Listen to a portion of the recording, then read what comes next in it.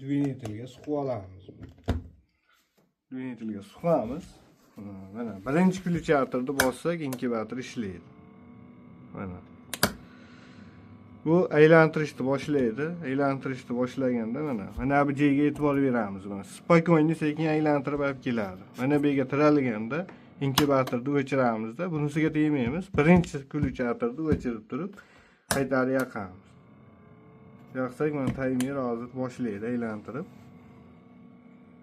Bu tomonga aylantiradi. O'zi bu tomonga yetib kelgandan keyin o'zi o'chiradi.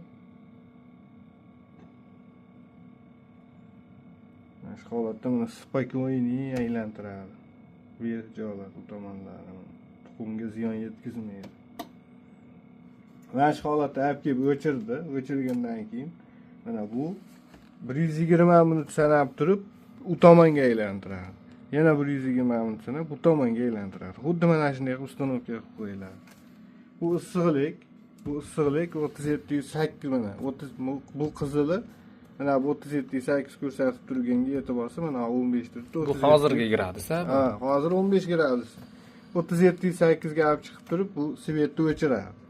Svetni o'chirib yaqqandan keyin mana hozir buni nima qilib qo'yamiz? Endi suv quyamiz bunga. Suv olib kelsangiz